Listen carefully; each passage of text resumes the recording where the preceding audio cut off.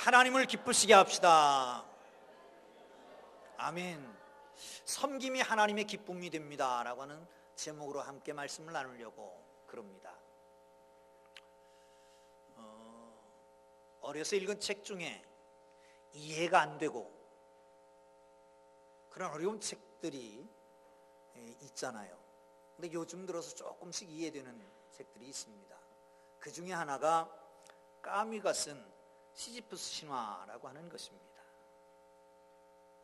고린도의 왕이었던 시지프스가 신들에게 대항하다가 미움을 삽니다.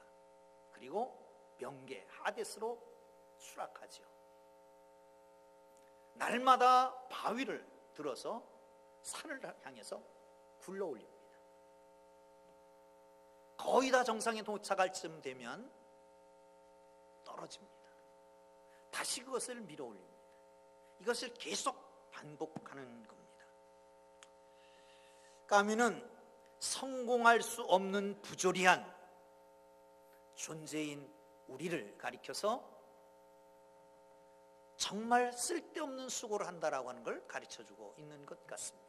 아니, 쓸데없는 수고는 아니겠지요. 사랑하는 성도 여러분, 이 시대를 보면 그렇습니다. 이 권력이라고 하는 게 끝이 없잖아요. 그런데 권력 정상에 올라봐야 또 별것도 아니더라고요. 요즘 제가 걱정하는 것 중에 하나는 그겁니다. 초등학교 아이들이 이제 사회를 공부하잖아요. 민주주의를 공부합니다. 삼권 분립을 얘기합니다. 그런데 행정부 수반이었던 대통령이 수감되고 사법부의 수반이었던 대법원장이 수감되고 하나 남은 건 국회의장만 아직 건재한데 아이들이 어떻게 생각할까 하는 생각이 들어요. 이 나라가 도대체 어떻게 안 된 나라냐. 참 답답하기 그지없습니다. 사랑하는 성도 여러분, 올라갔다 떨어지고 떨어가지고 다시 올라가려고 무진 애를 쓰고 하는 것이 우리입니다. 아니, 그런데 어떻게 보면 우리 인생 경험하는 모든 갈등 구조가 그 근저에는 바로 이 권력에 대한 충돌이 있다는 거죠. 가정에서 이루어지는 부부간의 갈등, 부모와 자식 간의 갈등, 고부 간의 갈등, 다시 말하면 누가 더 우월한 자리에 차지할 것이냐라고 하는 것 때문에 생기는 거 아니겠습니까? 노사 갈등, 여야 간 갈등, 계층 갈등, 지역 갈등, 나가서 남북 이데올로기의 갈등, 모든 게 다 그런 것 아니겠습니까? 사랑하는 성도 여러분, 이것 가지고는 진짜 권력 구조 가지고는 사회가 제대로 되는 거냐? 아니, 인류가 제대로 설 수 있을 것인가? 의문이 자꾸 남을 수밖에 없습니다. 수많은 유형의 리더십이 있습니다. 그 중에 섬김의 리더십, 1977년 로버트 그린리프라고 하는 사람이 종의 리더십이라고 하는 책을 썼고, 그 이후에 1996년에 섬기는 지도자 되기라고 하는 책을 쓰게 됩니다. 그러면서 섬김의 리더십에 대해서 각광을 받게 되고 세계의 100대 기업 중에 반 이상이 이것을 가지고 사원 교육을 한다라고 말합니다. 그런데 여러분, 예수님은 이미 2000년 전에 섬김의 리더십에 대해서 자기가 본을 보였고 그리고 제자들에게도 가르쳐 주었습니다. 가만히 생각해 보면 예수님이 오신 것이 하늘 보좌를 버리고 이 땅에 내려오신 거잖아요. 섬기기 위해서. 이 땅에 사신 인생의 삶, 인간의 삶이 바로 그것이고요. 그런가 하면 죽으심도 섬김이었다라고 볼 수 있습니다. 섬김이 위해서 이 땅에 오신 것입니다. 사랑하는 성도 여러분, 그것이 바로 주님을 기쁘시게 하는 길이 아니고 뭘까 하는 생각을 해봅니다. 오늘 본문은 갈릴리에 도착했습니다. 그런데 다른 때는 사람들을 만나고 치유하고 귀신을 쫓아내고 기적을 행하고 그랬는데 오늘은 그냥 뒷골목으로 다니는 겁니다. 왜 그랬을까? 가만히 생각해 보면 마가복음 8장에서 여러분 그 일이 있었잖아요. 무슨 일이요? 새벽기도 나온 분들은 다 알겠고, 그리고 집에서 큐티한 분들은 알 테지만 가이사랴 빌립보에서 베드로를 향해서 묻습니다. 아니 제자들을 향해서 묻습니다. 나를 누구라고 하느냐? 베드로가 대답합니다. 주는 그리스도시요 살아계신 하나님의 아들입니다. 칭찬을 해줍니다마는 십자가에 대한 얘기를 하고 섬김에 대한 얘기를 하자마자 안 된다고 만류합니다. 예수님한테 혼나잖아요. 사탄아 내 뒤로 물러가라. 너는 하나님의 일을 생각하지 않고 사람의 일만 생각하는도다. 여러분 사탄의 일이 뭘까요? 세상적으로 생각하는 겁니다.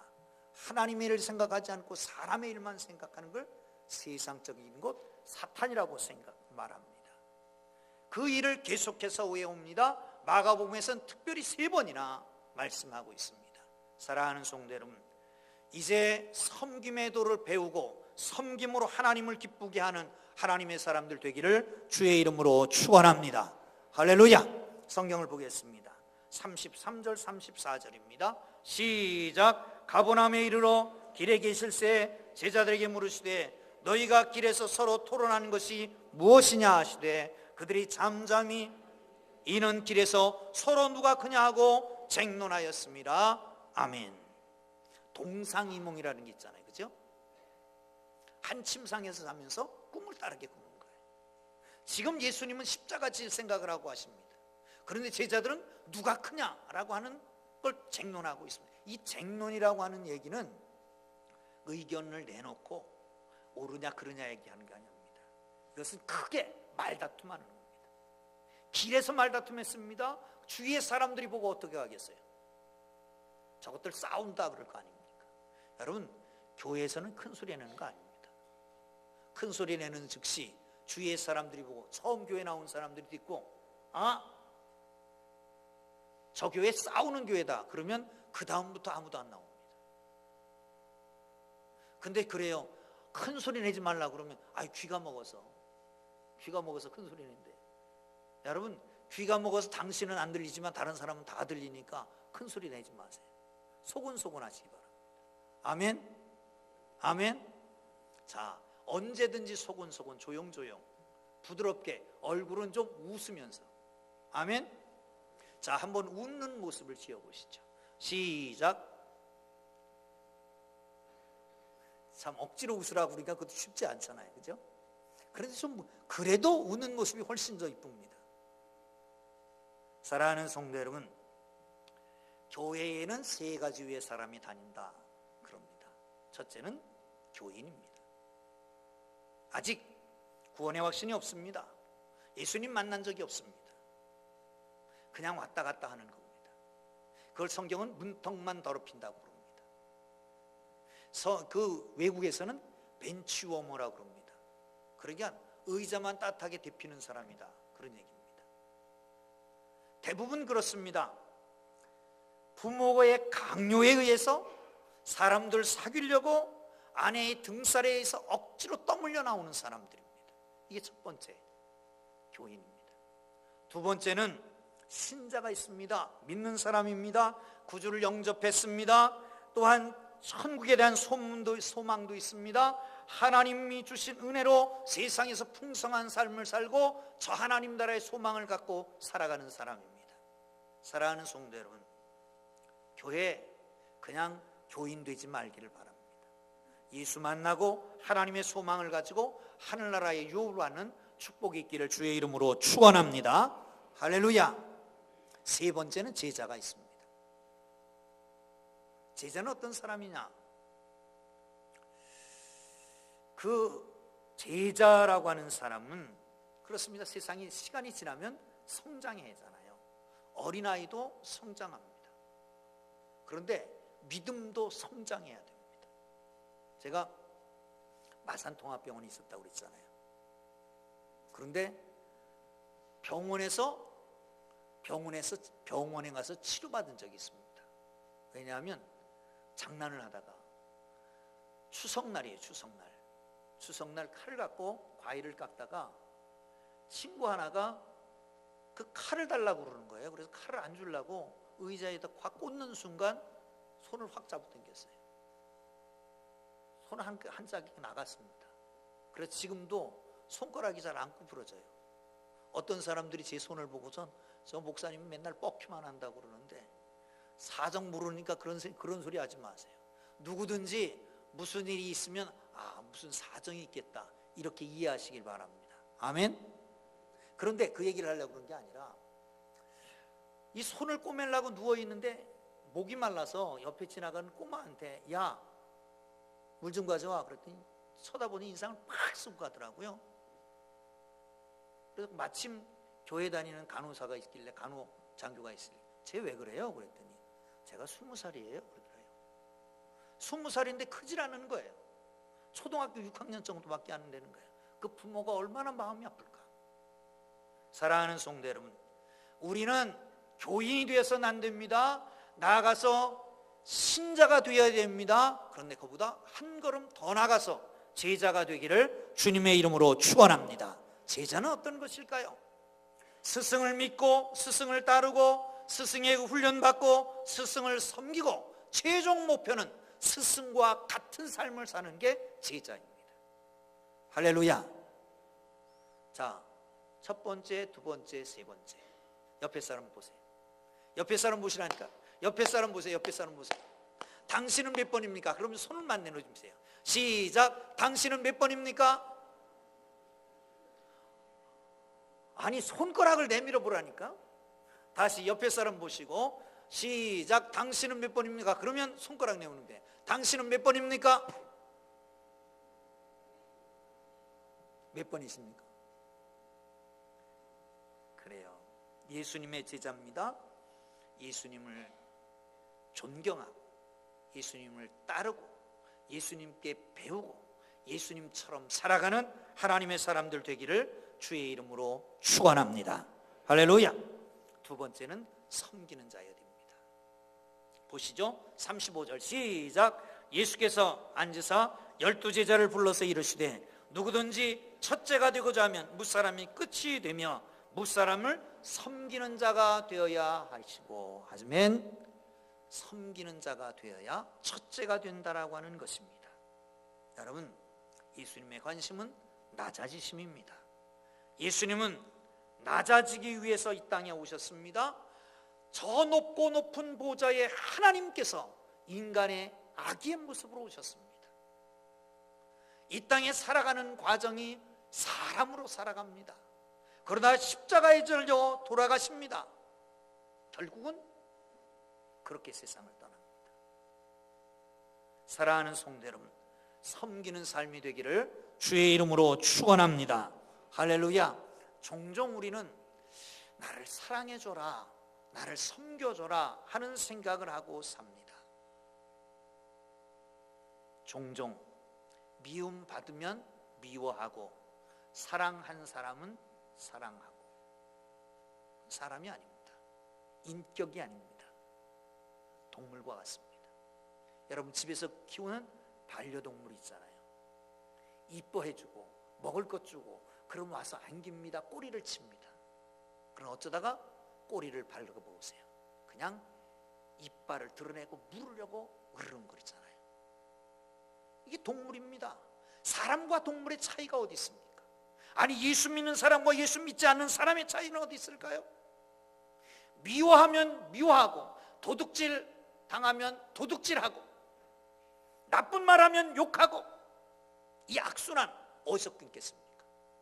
누군가가 미움을 받고도 사랑하고 악을 선으로 대해주고 주도적인 본보기가 누군가 태어나야 된단 말이죠. 누구예요? 예수님이에요. 그 예수님을 닮은 우리 제자들이 그 일을 해야 되는 것이에요. 할렐루야. 할렐루야. 그러기에 섬기는 사람은 하나님이 기뻐하는 사람입니다. 괴테의 시에 이 세상에 제일 아름다운 것이라고 하는 시가 있습니다. 왜 이렇게 멀뚱멀뚱 찾아보는가 그랬더니 이 목사님이 설교가 언제 끝날까 그것 때문에 그러는 것 같아요. 앞에 순서가 길어가지고 설교가 더 길어질까 하는 생각 때문에. 아니, 목사님이 설교를 하는데 오늘따라 그냥 말이 너무 빨라가지고 그래서 멀뚱멀뚱 하시는 것 같은데 시간은 정확하게 맞힐 겁니다. 걱정하지 마시기 바랍니다. 괴테의 시 가운데 이 세상에 제일 아름다운 것이라고 하는 시가 있습니다. 아주 아름답기 때문에 제가 읽어드리려고 합니다. 이 세상에 가장 즐겁고 훌륭한 것은 한평생 바칠 수 있는 사업을 갖는 것이다. 이 세상에 가장 불쌍한 것은 인간으로 교양이 없는 것이다. 이 세상에 가장 보기 흉한 것은 다른 사람의 생활을 부러워하는 것이다. 이 세상에 가장 쓸쓸한 것은 할 일이 없는 것이다. 이 세상에 가장 존귀한 것은 남을 위하여 봉사하고 결코 받으려고 하지 않는 것이다.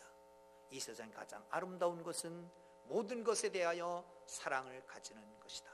아멘. 이건 성경 같아요, 그죠? 사랑하는 성도 여러분, 섬김의 뜻은 당연히 섬김을 받아야 할 사람이 내려앉아서 구부리고 섬겨주는 것, 그게 섬김입니다. 가장 강력한 권위는 전문가입니다. 전문적인 권위가 가장 큰 권위입니다. 그런데 전문적인 권위보다 더 큰 권위가 있다면 희생의 권위입니다. 어머니의 위대함은 희생에 있는 것입니다. 사랑하는 성도 여러분, 주님이 이 땅에 오셨습니다. 그리고 섬기셨습니다. 테레사 수녀가 어린아이의 고름을 짜고 있을 때 주위에 있는 사람이 이렇게 물었답니다. 수녀님, 당신은 잘 사는 사람이나 평안하게 사는 사람, 높은 자리에 있는 사람을 바라볼 때 시기심이 생기지 않습니까? 그럴 아주 유명한 대답을 했어요. 엎드려 섬기는 사람은 위를 바라볼 시간이 없다고. 우리 주님은 말씀하십니다. 첫째가 되고자 하면 무사람의 끝이 되고 섬기는 자가 되어야 하리라. 할렐루야. 섬김의 복이 여러분 모두에게 있기를 주의 이름으로 축원합니다. 37절 봅니다. 시작. 누구든지 내 이름으로 이런 어린아이 하나를 영접하면 곧 나를 영접하며 누구든지 나를 영접하면 나를 영접함이 아니요 나를 보내신 이를 영접함이니라. 아멘. 여러분, 영접한다라고 하는 것은 환영한다, 인정한다는 겁니다. 여러분, 우리의 최고의 목적이 어디 있습니까? 목표가 어디 있습니까? 우리 하나님을 인정하고 환영하고 모시는 것 아니겠습니까? 그런데 그 방법은 어디 있습니까? 어린아이 하나를 영접하는 것에 있습니다. 어린아이는 누구를 가리킵니까? 지금은 어린아이가 우상입니다. 그죠? 어린이가 집집마다 우상이에요.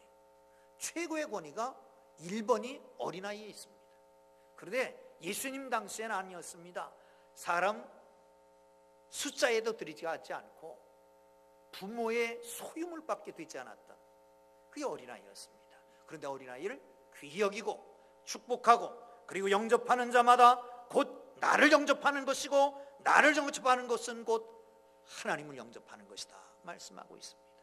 여러분, 다시 말하면 내게 돌려줄 수 없는 사람을 사랑하고 베풀고 나에게 갚을 수 없는 사람에게 은혜를 선물을 주는 것, 그것이 바로 섬김이고 어린아이에게 하는 것이고 그 어린아이에게 하는 것이 곧 하나님께 하는 것인 줄 믿으시기를 축원합니다. 할렐루야. 그런데 섬김은 상처가 있습니다. 예수님이 십자가 지셨던 것처럼 섬기려면 찔립니다. 섬기려면 상처받고 시험 들 수 있습니다. 섬기는 삶은 쉬운 길이 아닙니다. 그래서 예수님은 좁은 길로 가라고, 가시밭길 같은 길하고 좁은 문으로 들어가라고, 협착하고 길이 험하다고 말씀하시고 있는 겁니다. 사랑하는 성도 여러분, 그러나 그 상처는 영광의 상처고 하나님 나라 가면 훈장이는 상처인 것을 믿으시기를 축원합니다. 하나님을 기쁘시게 하기 위해서 섬기는 삶이 되기를 주님 이름으로 축원합니다. 아시시의 성자 프란시스가 라베르나 산에서 하나님 앞에 기도했다고 합니다. 주님, 저에게는 주님처럼 섬기다가 고난받아 본 일이 없습니다. 주님처럼 섬기다가 고난받아 본 일이 없습니다. 제 몸에는 못자국이 없습니다. 저에게 주님의 고난을 알게 하여 주옵소서. 간절히 기도한 끝에 양 손바닥, 양 발등, 그리고 옆구리에 흔적이 남게 됐답니다. 상처의 흔적이. 그걸 가리켜서 상은 스티그마타라고 말하죠. 사랑하는 성도 여러분, 교회에 섬기다가, 성도를 섬기다가 정말 의짓지 않은 것, 인간 같지도 않은 것, 정말 꼴보기 싫은 것 섬기다가 상처받은 일이 있습니까? 그렇다면 그것은 하나님이 우리를 보장하시는 영광의 상처, 스티그마타, 하나님의 상흔이 되는 것을 알고 하나님께서 기뻐하시는 섬김의 삶을 사는 한 해가 되기를 주의 이름으로 축원합니다. 할렐루야. 기도하겠습니다. 하나님 아버지,